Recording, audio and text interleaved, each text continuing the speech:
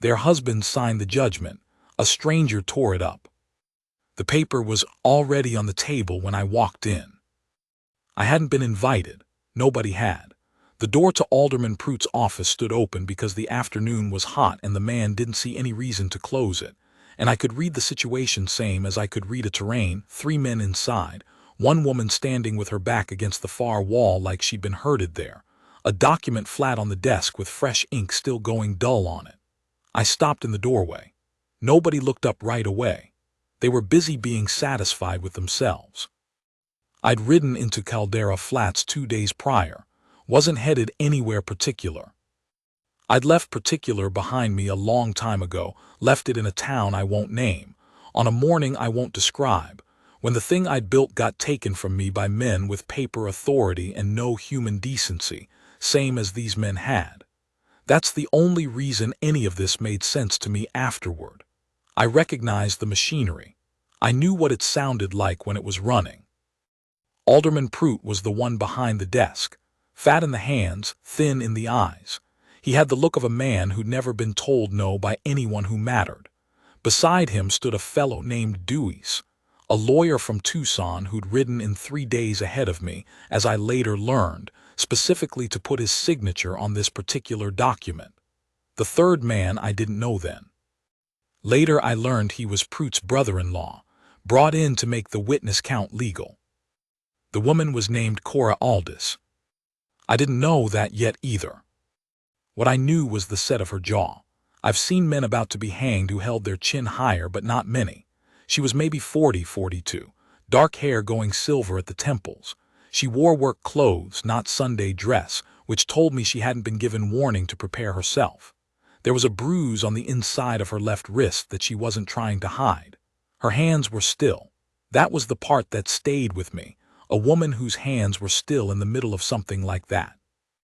Either she had no fight left, or she'd already decided fighting that room was the wrong ground to take. I learned later it was the second thing. Pruitt looked up and saw me. "Office is closed," he said. "Door was open," I said. "That's for the air, not for visitors. Step out." I looked at the paper on the desk, looked at the woman against the wall, looked back at Pruitt. "What's the document?" I asked. Now Dewey's looked up. Lawyers always know when someone's about to cost them something. "That's none of your affair, friend," he said. "Probably not," I said, still curious. The woman spoke then, which none of them expected, including me. "It's a declaration of abandonment," she said. Her voice was level, flat the way iron goes flat when it's been hammered long enough. "My husband left 14 months ago. Didn't write, didn't come back, didn't send word. These men have decided that means I abandon the property." Pruitt's jaw tightened. "Mrs. Aldis," I explained the legal. "You explained it 4 times, she said. "I understood it the first time." I looked at the document again. "You sign it?" I asked her. "They haven't asked me to sign it," she said. "My signature isn't required." I looked at Pruitt. He looked back at me with the specific contempt of a man who's never had to back down, because the room was always arranged in his favor. "Her husband signed over proxy authority before he left," Dewey said, in the tone of a man explaining the obvious. "The land transfers to a joint holding company. It's all quite legal." "Whose company?" I asked. Neither of them answered. I looked at the woman. She almost smiled, not quite. "The alderman's," she said. The room went quiet. Outside I could hear the street, a horse being walked past, somebody shouting at somebody 2 buildings down, the ordinary noise of an afternoon that didn't know what was happening in this office. I pulled out a chair and sat down. Pruitt started to rise. I said, "The office is." "I heard you," I said. I wasn't loud about it. I wasn't anything about it. I just said it in a way that made him decide not to stand all the way up. "I'm going to need a few minutes to look at this document." "You have no legal standing to." "You're right," I said. "I don't." I let that sit. "But I've got time," I said. "And I've got questions, and if the law is as settled as you say it is, Answering a few questions from a stranger shouldn't cost you much. My name is Caleb Durst. I don't say that to introduce myself. I say it because it matters later, because she used it, the way she said it, in a room where I didn't expect anyone to use it, and it hit me somewhere I hadn't felt anything in a long time. But I'm getting ahead. I was 49 years old that August. I'd been a marshal once, in a territory that no longer needed one by the time I'd finished making it safe. I'd been a cattleman before that, which is to say I'd been a man with something to lose, and I'd lost it. Not to drought, not to rustlers. To a mortgage held by a bank whose president was the brother of a county judge, and to a winter that lasted a week longer than my note did. The cattle went first, then the land, then the house. My wife had left the year before that, not in anger, not with drama, just with a quiet and honest acknowledgement that she'd married a man who was going somewhere and I had stopped going. I didn't blame her then. I don't blame her now. I carried what I was left with. It wasn't much. A horse that was good in rough terrain. A coat with a tear in the left elbow I'd been meaning to mend for 2 years. A colt that had belonged to my father and still shot true. And whatever it is that lives in a man after everything else gets taken, not bitterness exactly, more like a clarity. A kind of attention to the way things actually work, as opposed to how they're supposed to. I paid attention in Pruitt's office. What I was looking at, once Dewey slid the document across the desk with the specific reluctance of a man who'd been called on his bluff, was a proxy authorization signed by a man named Gerald Aldis before witnesses in the county seat, dated 11 months before he disappeared. The proxy granted Pruitt's holding company the right to act as agent on all property decisions during any prolonged absence. The word prolonged wasn't defined. The abandonment declaration had been written by Dewey's, executed that morning, and countersigned by Pruitt and his brother-in-law. The proxy was signed before he left, I said. That's correct, Dewey said. Before he left, not in case he left. Dewey's looked at me with the expression of a man trying to decide if I was stupid or dangerous. The intent isn't written down, I said. What's written down is what I just read. I looked at Pruitt. You know Gerald Aldis. A pause. I knew him. He used to. Used to, I said. So you know he's gone. You know why. Another pause, shorter. He didn't like the direction. Men leave for all kinds of reasons. They do, I said. I set the document back on the desk and looked at Cora Aldis. She was watching me with something careful in her expression, not hope, exactly. Something more guarded than hope. Like a person who's been handed a rope before and had it pulled away and doesn't intend to reach for it too fast. How many acres? I asked her. 460, she said, with a creek that runs most of the year. I looked at Pruitt.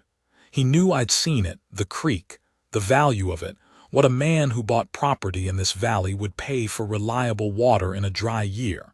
He knew I knew exactly what this document was for. I'll need to keep this for a few days, I said, picking it up. The room erupted. Pruitt was on his feet.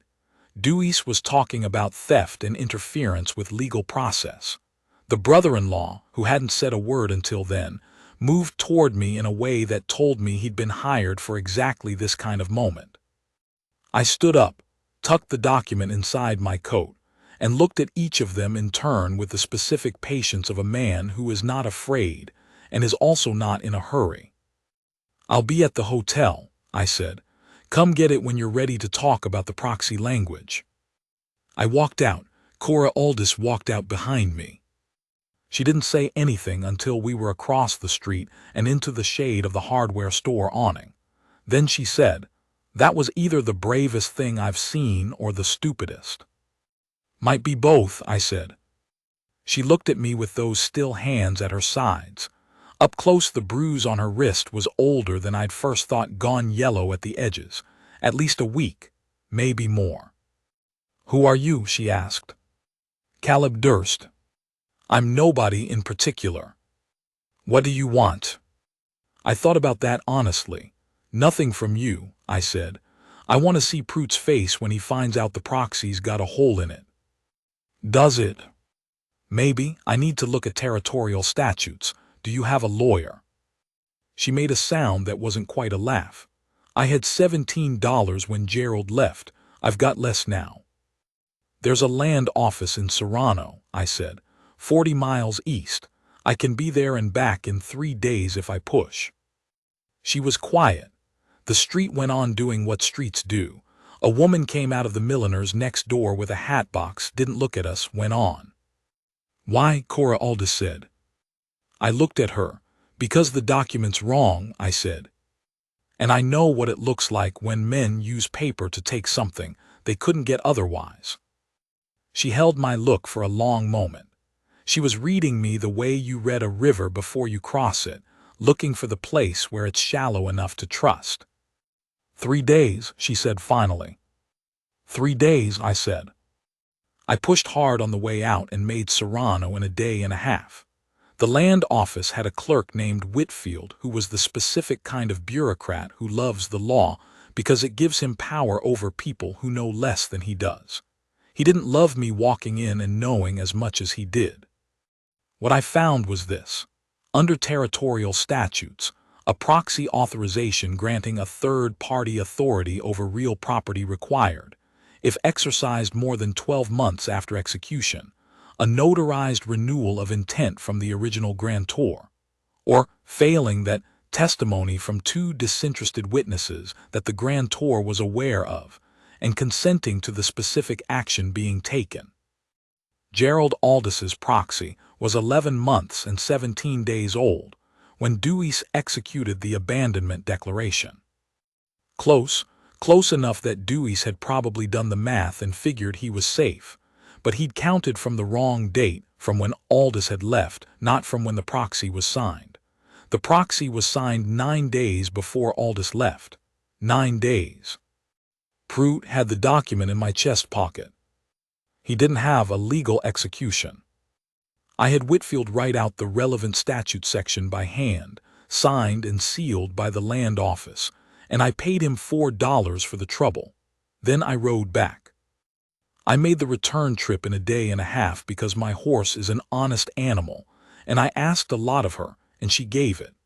I came into Caldera Flats at dusk on the 3rd day, trail dust in my teeth and a soreness in my lower back that I was going to be feeling for a week.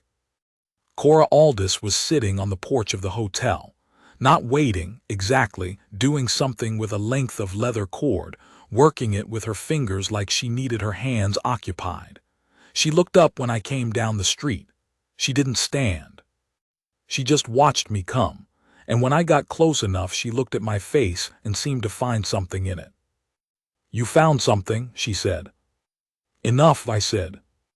I tied my horse and sat on the step below her and showed her the statute. She read it slowly, twice.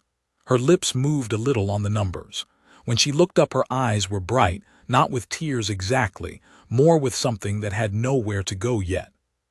9 days, she said. 9 days, I said. She was quiet for a moment. Then, very quietly, she said, Prute sent a man to the ranch yesterday. I looked at her. To do inventory, she said. He said it was for the transfer. Did you let him in? I met him at the gate with a rifle, she said. He went away. I looked at her a moment.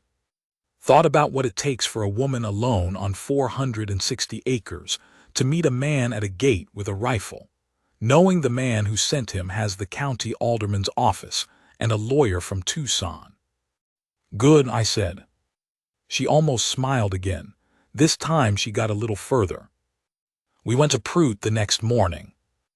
I'd slept at the hotel and eaten and brushed the trail off my coat as well as I could. Cora had come to town at first light, and we walked to the alderman's office together just as Prute was unlocking it. He looked at the two of us coming down the boardwalk, and his face did something complicated. Dewey's was inside. The brother-in-law was not. Prute called for him, but I'd been watching the back alley on the way in, and the brother-in-law's horse wasn't at the livery, which meant he'd left, which meant Prute had been less certain about the ground than he'd let on. I put the document and the statutory citation on the desk side by side. I didn't say much. I let Dewey's read. Watched the color leave his face the way color leaves a sky when weather's coming. The date of the proxy execution, he started. Is the date on the proxy, I said, not the date he left. Dewey's looked at Prout. Prout looked at the wall. You'll want to speak to a solicitor before you proceed, Dewey said, but his voice had changed. The Tucson authority was gone out of it. She doesn't need a solicitor, I said. She needs you to acknowledge the declaration is void. That's not. I can take this to the circuit judge, I said. Circuit judge comes through in 5 weeks. I'm in no particular hurry. The room was quiet. A wagon went by outside. A dog, the ordinary world going about its business. Prout picked up the abandonment declaration. For a moment I thought he'd refuse. Then he looked at Cora Aldis, the first time he'd looked directly at her since we'd walked in, and whatever he saw there or didn't see settled something in him. He tore the document in half, set the halves on the desk. Didn't say a word. We walked out. On the street, Cora stopped walking. I walked 2 steps further before I realized it and turned. She was looking at the halves of the document through the office window, visible still on the desk. Her hands were in the same place they always were, at her sides, still. Then she turned and looked at me, and her expression was the expression of a person who has been carrying something very heavy for a very long time and has just been allowed to set it down. I don't know how to thank you, she said. You don't have to, I said. Caleb, she said. It was the first time she'd used my name. I don't know why it hit me the way it did. Maybe because nobody had said it with weight behind it in a long time. My name had been something I carried the way I carried the coat with the torn elbow, just a thing that traveled with me, not something anybody held. I'm going to need help, she said. With the ranch. There are things I can't manage alone, and I can't afford a hired man, and she stopped, steadied herself. I'm not asking you to stay. I know you're not a man who stays places. I looked down the street, looked at the dust on my boots, looked back at her. You don't know what kind of man I am, I said. No, she said, I don't. She said it like it was an opening, not a closing. Like not knowing was the thing that gave room for something else. I didn't say yes. Not right then. What I did was take off my hat and knock the dust out of it against my leg, which is the thing I do when I'm deciding something, and she watched me do it with that careful attention of hers, and then I put the hat back on. Show me the creek, I said. The creek ran along the eastern edge of the property, where a stand of cottonwoods had grown up along the bank and kept the ground soft and dark even in August. She showed me where it ran wide and where it narrowed, where the cattle could come down to drink without tearing up the bank, where a pipe could be run to save them the walk. She knew the land the way you only know a place if you've worked it without anyone telling you what to do, knowing it with your hands and feet, not just your eyes. She walked ahead of me through the cottonwoods, and I watched the way she moved through her own ground, sure-footed, unhurried at home. We came out on a flat piece of bank where the water ran clear and shallow over a gravel bed. She crouched and put her hand in it, and I saw the bruise on her wrist from a different angle in the late afternoon light, and the old anger moved through me like weather, clean and simple, and without any complication. Gerald didn't leave, she said. She wasn't looking at me, looking at the water. He was told to leave. Prout wanted the creek. He offered Gerald money and Gerald took it, but the law said he couldn't sell without my signature, so instead he signed the proxy and went. Prout expected I'd be gone in 6 months, figured the winter alone would do it. She stood up and turned and looked at me steadily. I didn't go, she said. No, I said, you didn't. We stood there a moment with the creek going between us, and the sound of it filling the silence. You could have told me that in town, I said. I wanted to see if it changed anything, she said. Does it? Does it? I looked at the cottonwoods. The light coming through them had gone orange and low, A heron stood motionless upstream, waiting. The air smelled like water and dry grass, and the particular end-of-summer smell of a place that has been hot for months and is beginning to forget it. "What it changes," I said, "is the kind of work that needs doing." She held my look, reading me again. This time I let her read whatever was there, which is to say I didn't look away.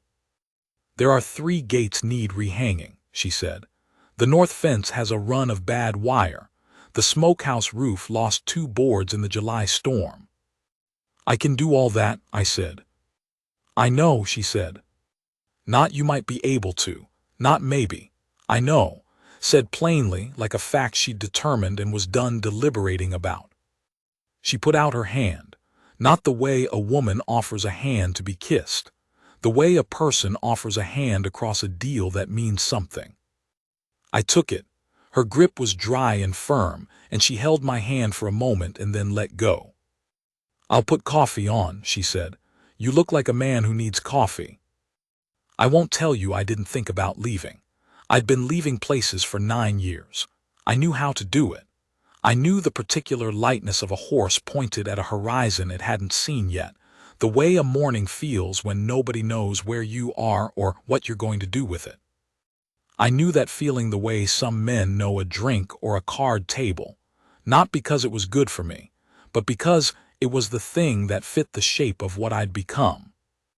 But here is what I also knew. Lying in the bunkhouse that first night with the creak audible through the single window and the smell of cottonwood on the air. There are things that need doing in the world that most men walk past. The machinery keeps running because most men decide the machinery's not their problem. I'd walked past it once before, when I was younger and had more to protect and told myself keeping what I had was the same as doing right. I know now it wasn't. I'd walked into Prute's office because the door was open and I recognized what I was looking at. That's all. No plan, no angle. Just a man who'd seen this kind of thing before and was no longer willing to keep walking. But I'd stayed, and I stayed, because of the woman who met a man at a gate with a rifle and didn't back up. That's a kind of courage I don't know how to walk away from. The north fence took 3 days. I found her out there on the second morning before I'd started, already pulling the old wire off the posts with a pair of gloves and a tool that was too small for the job. I went and got the right tool from the barn and came back and we worked the fence together without saying much, and it was the best kind of work. The kind where 2 people understand what they're doing and what the other person's doing without having to explain it. In the evenings she cooked and I fixed things. Not because it was arranged that way, not because she needed to, but because it was what she knew how to do and what I knew how to do, and it fit together without anyone deciding it. There's a comfort in that, a kind of ease that I hadn't had in a kitchen in a long time. She talked sometimes about the land, about what she'd wanted to do with it. A second pasture rotated for grass recovery, fruit trees near the house for shade, a better curing setup for the smokehouse so they could put up more beef against the winter. She talked about these things the way a person talks about plans that are real, not the way people talk about things they've mostly given up on.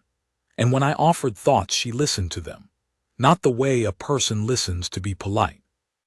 The way a person listens because they want to know. I'm not a man given to talking much. Haven't been for a long time. But I found that with her I said things I hadn't said to anyone, and they came out less jagged than I expected, like they'd been inside long enough to go smooth. The smokehouse roof was the last thing. I was up on it on a Friday afternoon with new boards and the sun right on my shoulders, and she came out of the house and stood below with her hand shading her eyes, watching me work. "You missed a nail," she called up. "I know," I said. "I'm getting to it." "Just telling you." "I heard you." She stood there another moment. Then, "Caleb." I looked down at her.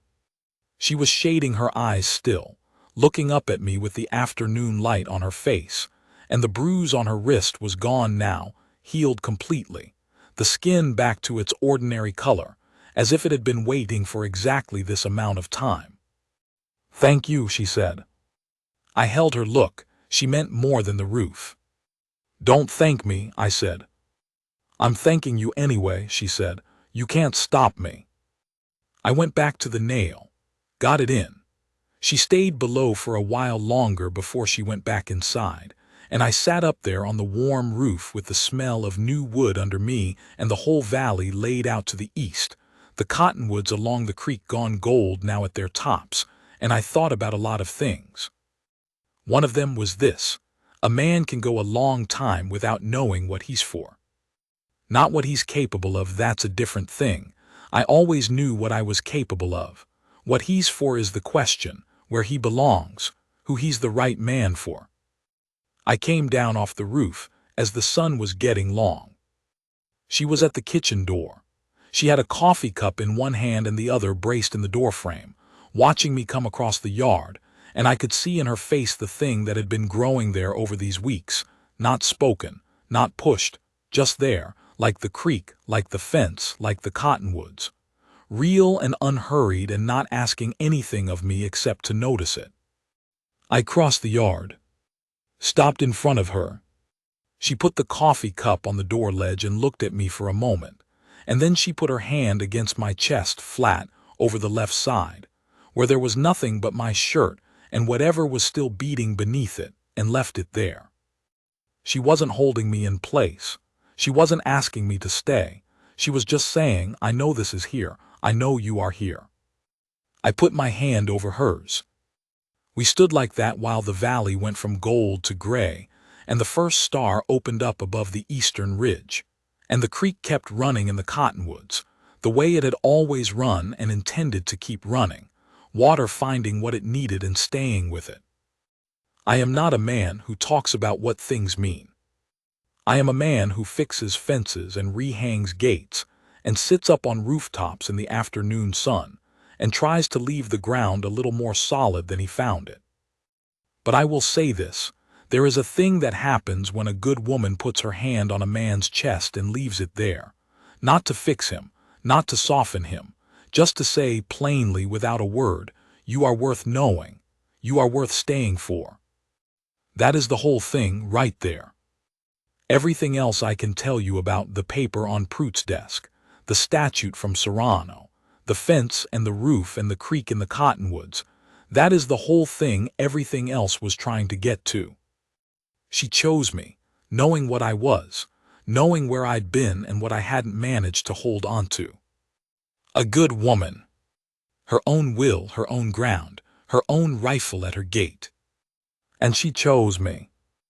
I didn't deserve it any more than I deserved the October sky above us, cold and clear and full of more stars than you can count. But there it was, the same way the stars were there, not because I'd earned them, but because that's what the sky does when it finally opens up. I kept her hand against my chest. The yard was dark. The smokehouse roof was solid. That was enough for one man. That was more than enough.